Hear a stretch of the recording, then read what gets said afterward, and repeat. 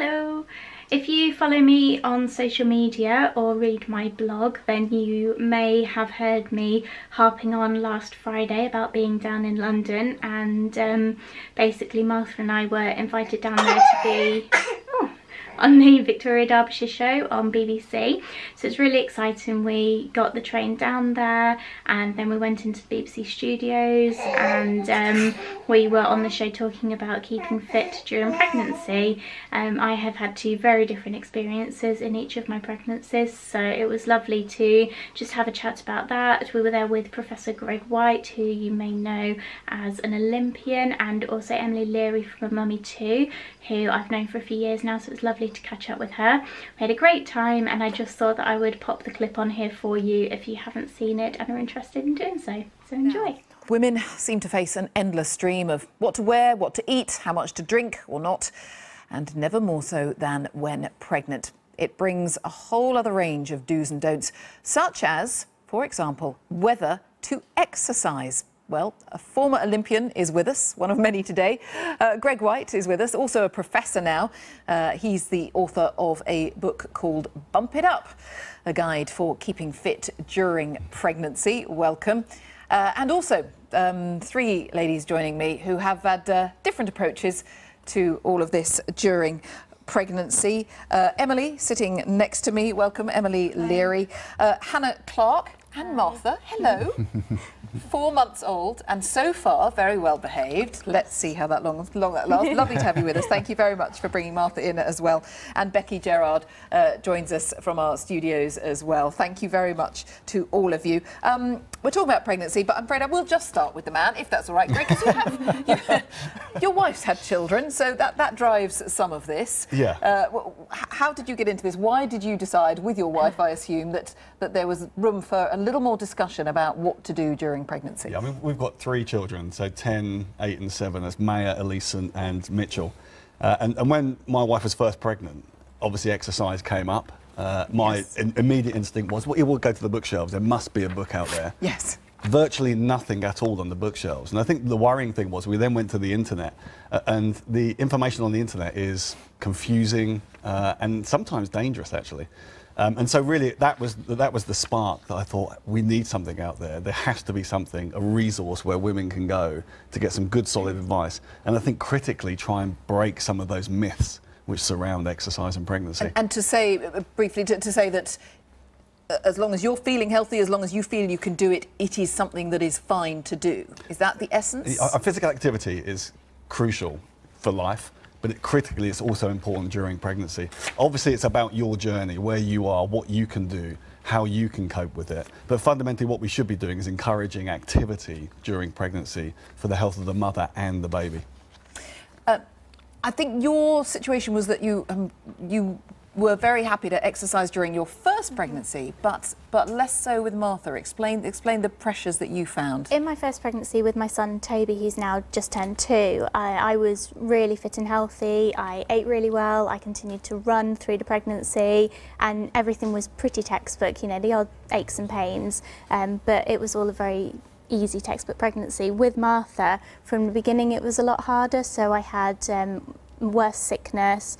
Then when that subsided, I had migraines, and then I ended up with PGP, pelvic girdle pain, and I found that the advice for that was where I really struggled. So I was in a lot of pain with my hips, my pelvis, my lower back, and the instinct is to sort of try and rest as much as you can. And so I went to my midwife and then to physio, and really their advice was pretty similar. It was a case of wear a support band and don't overdo it. And I heard horror stories of people having to be induced preterm because they couldn't physically cope with labour and things like that. So I basically sort of, oh right, I'd better not risk that. I'd better not do very much at all, as well, what you can when you've got a toddler.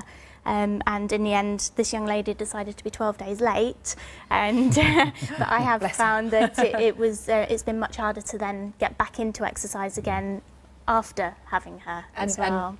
And I mean, you're nodding. Talk us through your experiences. I mean, is there much advice out there? What do you find? I think the advice is very mixed. I mean, I've got a 4-year-old and an 8-year-old. And I think when you watch the films about pregnancy, people are pregnant and they bloom and it's all lovely. And I found pregnancy vile both times, to be completely honest. It's very refreshing to hear someone say that. I felt unwieldy and unbalanced. I felt sick. I was really tired, and so I was active. I still walked to work. I worked till quite late in both pregnancies, and I had PGP as well. So that kind of limited. But I kind of felt like, as long as I'm doing my best, as long as I'm being active, then there shouldn't be too much pressure on me to be kind of down the gym. So I kind of took it fairly easy, because you're making a human, really. You went with what your body and your emotions told you. You didn't. Did you feel under pressure to look after yourself, as an outsider might say to you? Might say, oh well, yeah. you want to be exercising because by the time you've had the baby, you'll have put on so much weight. I mean, all that pressure that goes with that. You do get those comments, and oh, you're ready to pop, and you think, I've got 4 months to go. Hang on. I shouldn't laugh. I'm sure it's not funny at the time. Yeah, there is that pressure, and I mean, I write a blog, so I write about parenting, and there are lots of women who are kind of in that pregnancy stage of the journey, and it can be a bit of a shock that you think it's going to be easy, and you're going to be one of these kind of Instagram mums with the gorgeous bump and lifting weights, which is amazing. But you know, it's not like that, and it is about listening to your body, being active in the way that you can. But yes, if you're expecting as a newly pregnant woman to be able to kind of be running every day, it might not be the case. Each to their own. But you mentioned lifting weights, so I am going to bring in Becky, because I think, Becky, you're a personal instructor anyway, a fitness instructor, I think, by profession. Now, have I got this right? Did you give birth about 8 days ago? Yeah, 8 days ago. Well, congratulations. Thank you. And you're good enough to come and talk to us nonetheless. You are obviously great. super fit. Explain your approach to all of this. I had a great pregnancy from the start right until the finish. I mean, those pictures of me were actually 9 hours before my waters broke. That was still lifting weights. I didn't have any kind of issues personally throughout my pregnancy, and in my opinion, the training helped. I just modified what I did. I took rest, I decreased my range of movement, I lifted lighter weights.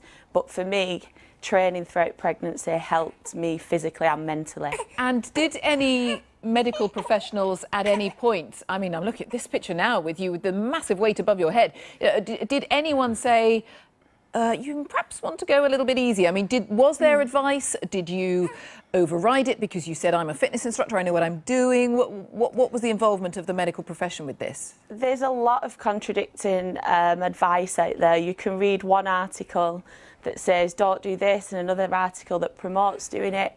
But for me personally, I feel listening to your own body is the best thing you can do.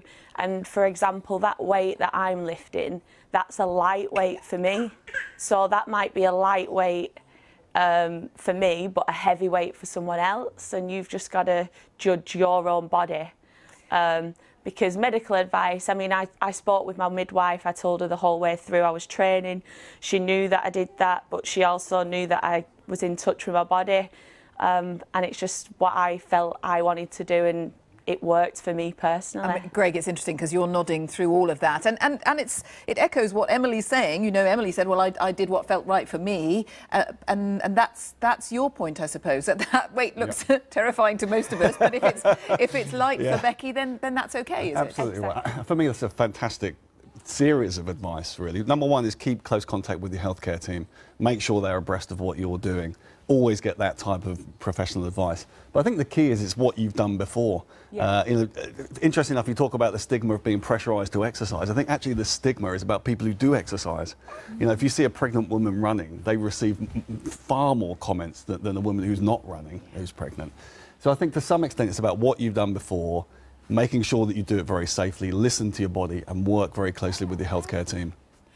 Hannah, very quick thought. Do you, I mean, 4 months, lovely Martha there. Do you feel ready to start exercising again? Can you even start thinking about that? I think, yeah, I can. Time is probably my biggest thing at the moment. Yes, yeah, two small children. But I definitely do feel ready to get back into it. I did get back into it quite quickly after Toby's pregnancy, and this time around I found that emotionally I've struggled more, and I think that the lack of exercise has definitely played a part in that, so I'm definitely raring to get going again. Oh, well, Hannah, it's lovely to see you, and thank you for bringing Martha in. She has been an absolute treasure, really lovely. And Becky, congratulations on your new arrival as well. Thank you very much indeed. Have you been exercising in the last 8 days?